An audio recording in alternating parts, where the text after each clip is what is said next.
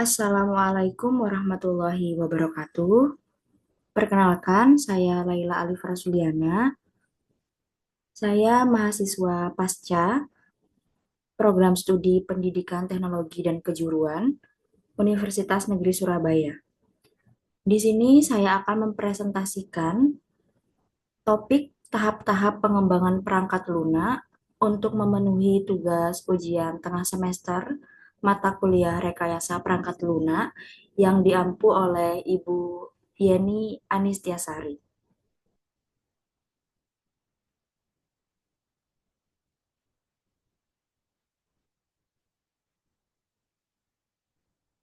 Sebelum melanjutkan ke pembahasan, pada presentasi kali ini saya akan menyampaikan beberapa poin. Yang pertama, analisis kebutuhan.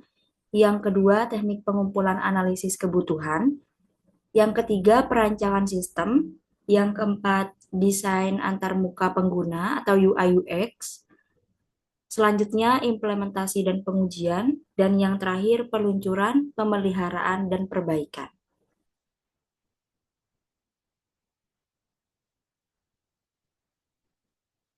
Selanjutnya, sebelum kita mengetahui apa saja tahap-tahapannya untuk pengembangan perangkat lunak, di sini pengembangan perangkat lunak sendiri merupakan proses sistematis yang terdiri dari beberapa tahapan utama yang masing-masing memiliki peran penting dalam menghasilkan perangkat lunak berkualitas tinggi sesuai kebutuhan pengguna dan mudah dipelihara.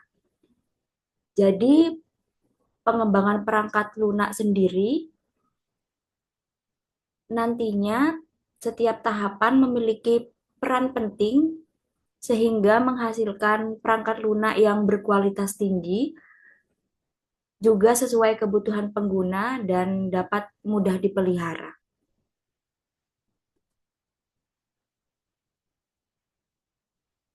Selanjutnya, poin yang pertama yang akan saya sampaikan di sini analisis kebutuhan. Menurut sumber yang saya ambil dari pendapat Ali dan Lai tahun 2017, PWO 1992, dan Savendra et al. Tahun 2013, mengatakan bahwa ada 5 poin di sini dalam analisis kebutuhan. Yang pertama ada requirement allocation, yang kedua analisis persyaratan, yang ketiga pemodelan persyaratan, yang keempat manajemen persyaratan, dan yang kelima atau yang terakhir validasi dan verifikasi. Kita bahas yang pertama dulu, yaitu requirement allocation. Jadi tahap yang pertama, requirement allocation itu merupakan proses pengumpulan persyaratan dari pemangku kepentingan. Pemangku kepentingan ini bisa kita sebut dengan user atau seseorang, organisasi maupun kelompok yang membutuhkan perangkat lunak itu sendiri. Yang kedua, tahap yang kedua untuk analisis kebutuhan yaitu analisis persyaratan. Pada tahap ini, persyaratan yang dikumpulkan pada tahap sebelumnya yaitu requirement allocation dievaluasi dengan mencakup beberapa persyaratan yang tidak konsisten tentunya, yang tidak ambigu atau konflik. Jadi selain itu, persyaratan juga diprioritaskan berdasarkan kepentingan dan kelayakan. Yang ketiga, pemodelan persyaratan. Di tahap ini melibatkan pembuatan model sistem yang disesuaikan dengan kebutuhan tentunya, yang sesuai dengan kebutuhan pemangku kepentingan atau kita sebut di sini user, calon user. Dan pemodelan ini digunakan untuk memahami struktur, perilaku, dan interaksi sistem, dan juga untuk membantu dalam mengidentifikasi bagian sistem dan hubungan antara satu dengan yang lain. Yang keempat, di sini manajemen persyaratan. Pada tahap ini, untuk mengatur persyaratan sepanjang proses pengembangan perangkat lunak, termasuk mencatat perubahan persyaratan, memastikan bahwa persyaratan dipenuhi dan memastikan bahwa persyaratan yang sudah disusun sebelumnya terpenuhi. Dan yang terakhir yaitu validasi dan verifikasi. Validasi dan verifikasi ini merupakan tahap terakhir dari analisis kebutuhan yang disampaikan oleh Ali dan Lai, PWO, dan Savendra et al. Yang mencakup evaluasi apakah persyaratan yang sebelumnya itu terpenuhi dan apakah sistem beroperasi sesuai dengan harapan user atau pemangku kepentingan. Dan di tahap ini juga termasuk membuat penyesuaian dan menguji sistem untuk memenuhi persyaratan.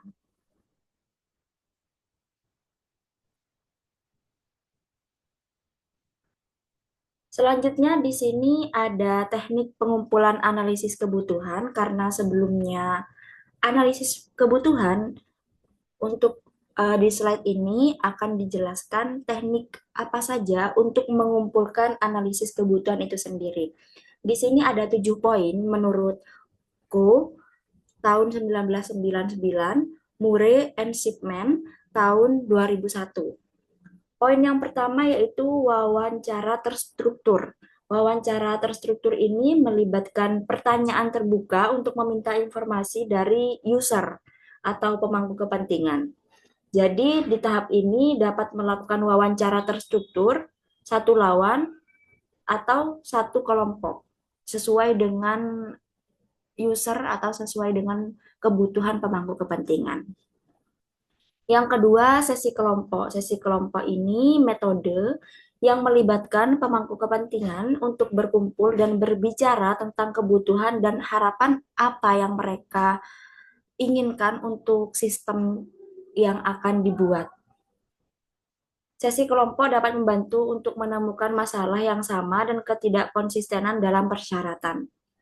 Untuk yang ketiga, analisis skenario. Di tahap ini bisa dibuat dengan proses yang teoritis untuk mengetahui bagaimana pengguna akan berinteraksi dengan sistem.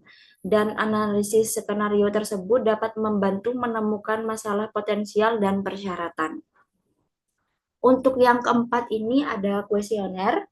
Kuesioner ini dapat digunakan untuk mengetahui kebutuhan dan harapan user atau pemangku kepentingan dengan mengirimkan beberapa pertanyaan terhadap user itu sendiri. Dan kuesioner ini dapat digunakan dalam kasus di mana komunikasi tatap muka tidak dapat dilakukan atau tidak memungkinkan karena beberapa hal termasuk jarak dan waktu.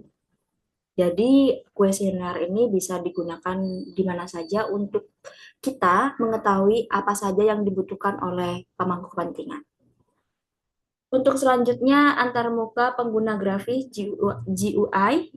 GUI di sini maksudnya di teknik ini melibatkan pengumpulan persyaratan melalui representasi visual system dan untuk pengumpulan kebutuhan awal yang memungkinkan design by doing.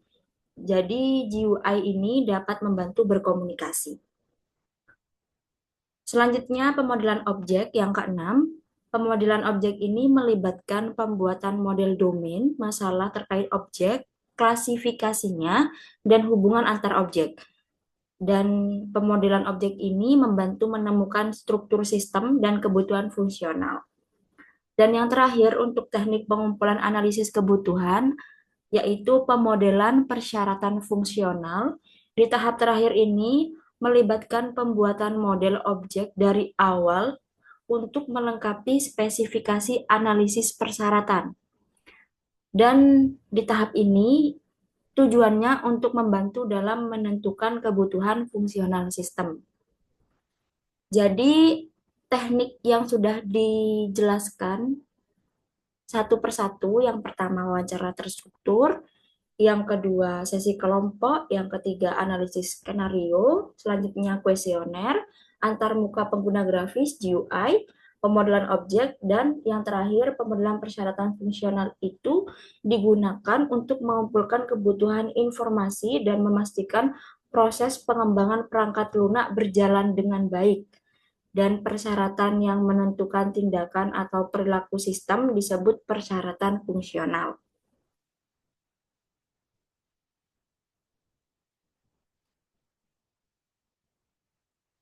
Selanjutnya masuk ke poin pembahasan perancangan sistem.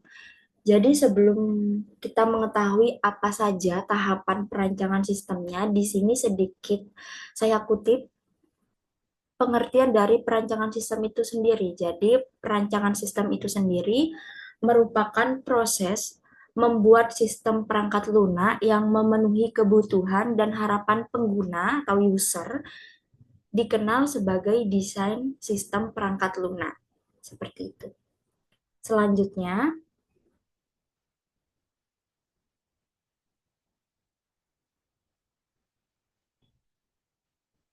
di sini ada konsep-konsep eh, dalam proses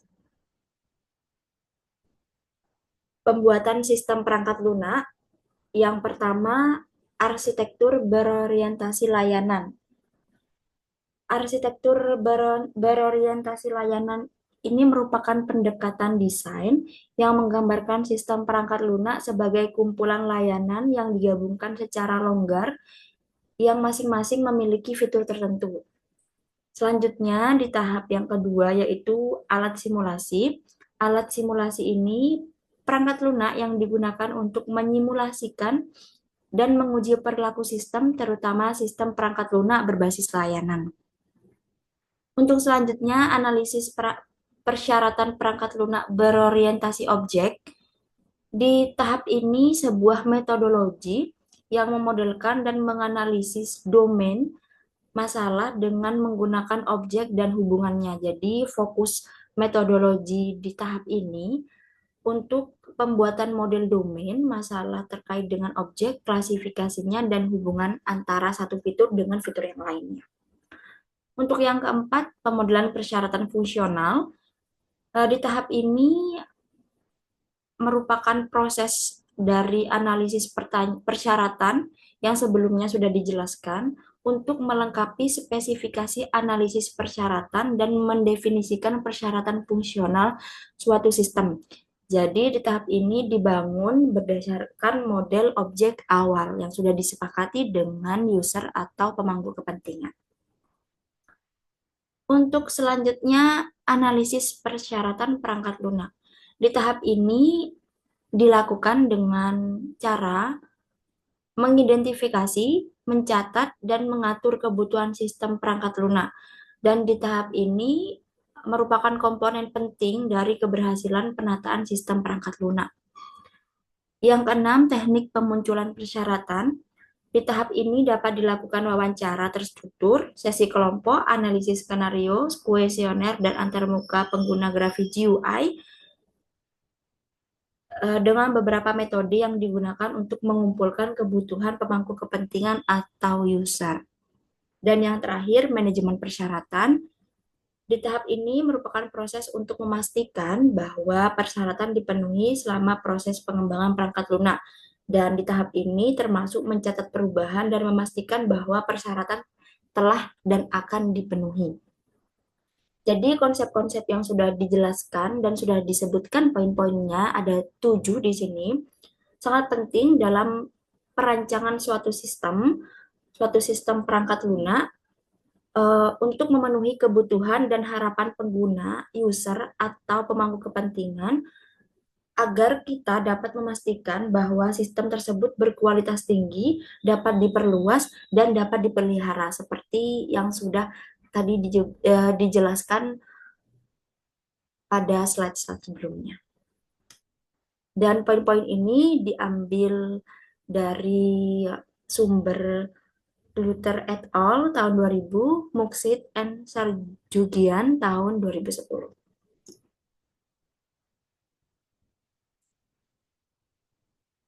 Selanjutnya di sini masih termasuk ke poin perancangan sistem, yaitu desain arsitektur sistem. Jadi desain arsitektur sistem itu merupakan proses membuat struktur dan organisasi keseluruhan suatu sistem termasuk komponennya, koneksinya, dan interaksinya. Proses desain arsitektur sistem ini juga mencakup pengambilan keputusan, desain untuk setiap langkah dalam sistem seperti autentikasi pengguna, pembuatan peringatan, komunikasi, pengakuan, dan manajemen peringatan. Tujuan dari desain arsitektur sistem itu sendiri untuk memenuhi persyaratan tautan komunikasi dan nantinya untuk mentoleransi kesalahan sekaligus mengurangi kompleksitas interkoneksi antar sistem. Jadi sistem yang dirancang dengan baik dapat dioptimalkan dan disesuaikan untuk penggunaan tertentu dan terintegrasi dengan proses servis dan pemeliharaan tentunya yang mendukung sistem sepanjang siklus hidupnya. Dan ini ada contoh dari desain arsitektur sistem yang saya ambil sumbernya dari ResearchGate. Ini merupakan sistem contoh sistem penggunaan e-learning. Jadi di sini usernya ada mahasiswa, ada dosen, ada administrator. Seperti ini contoh desain arsitektur sistemnya.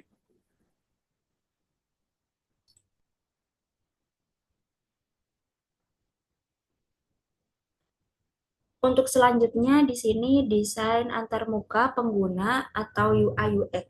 Sebelum dijelaskan poin-poin desain UI UX-nya, di sini saya akan sedikit menjelaskan tentang perbedaan UI UX itu sendiri. Jadi UI atau user interface itu sendiri merupakan desain antarmuka pengguna yang berfokus pada tampilan visual dari sebuah produk digital seperti aplikasi atau website. Dan UI itu sendiri mencakup elemen-elemen visual yang dapat dilihat dan digunakan oleh pengguna seperti tombol atau button, icon, warna, tata letak, tipografi, dan animasi. Jadi tujuan utama UI itu sendiri untuk menciptakan tampilan yang menarik dan mudah digunakan sehingga pengguna dapat berinteraksi dengan produk secara efektif dan menyenangkan tentunya. Dan untuk UX itu sendiri, yaitu User Experience, merupakan desain yang berfokus pada pengalaman pengguna saat menggunakan produk. Jadi UX ini mencakup seluruh proses mulai dari riset kebutuhan pengguna, perancangan struktur, navigasi fitur, hingga interaksi agar produk memberikan kemudahan, kenyamanan, dan kepuasan saat digunakan. Dan UX itu sendiri bertujuan untuk memastikan pengguna mendapatkan nilai dan pengalaman terbaik saat berinteraksi dengan produk atau website, sehingga pengguna merasa senang dan puas saat menggunakannya. Dan di sini ada 7 poin untuk desain antarmuka pengguna UI UX. Yang pertama ada memahami pengguna. Jadi di tahap ini mencakup mengidentifikasi kebutuhan dan preferensi audiens target, dan di tahap ini juga dapat dicapai melalui pengujian, wawancara, dan survei. Untuk tahap kedua, untuk UI UX, yaitu merancang antarmuka user atau pengguna. Proses yang kedua ini mencakup pembuatan wireframe dan make antarmuka pengguna. Jadi di tahap ini termasuk perancangan tata letak, skema warna, tipografi, dan elemen visual lainnya. Untuk yang ketiga, pembuatan prototipe di sini melibatkan untuk membuat prototipe antarmuka pengguna yang berfungsi dan memungkinkan desainer untuk menguji antarmuka dan melakukan perubahan yang telah ditetapkan sebelumnya. Selanjutnya di sini pengujian kegunaan. Proses pengujian kegunaan ini dilakukan dengan pengguna nyata atau user untuk menemukan masalah apa dalam kegunaan dan di tahap ini juga dapat membuat perbaikan. Yang keenam, yang kelima maksud saya, yaitu iterasi dan penyempurnaan. Di tahap ini berdasarkan hasil pengujian di tahap sebelumnya, yaitu pengujian kegunaan, desain disesuaikan di tahap ini dan ditingkatkan. Jadi beberapa putaran pengujian dan iterasi mungkin diperlukan dalam proses proses ini, iterasi dan penyempurnaan. Yang keenam, implementasi. Di tahap ini desain diterapkan pada produk atau website setelah selesai. Dan yang terakhir, pemeliharaan dan pembaruan. Di tahap ini, jika produk sudah diluncurkan, pentingnya untuk kita untuk memperbarui dan memelihara antarmuka pengguna secara berkala dan dapat memastikan tetap ramah pengguna sehingga pengguna juga merasa relevan. Untuk selanjutnya, implementasi dan pengujian. Di sini untuk implementasi dan pengujian ada 5 poin.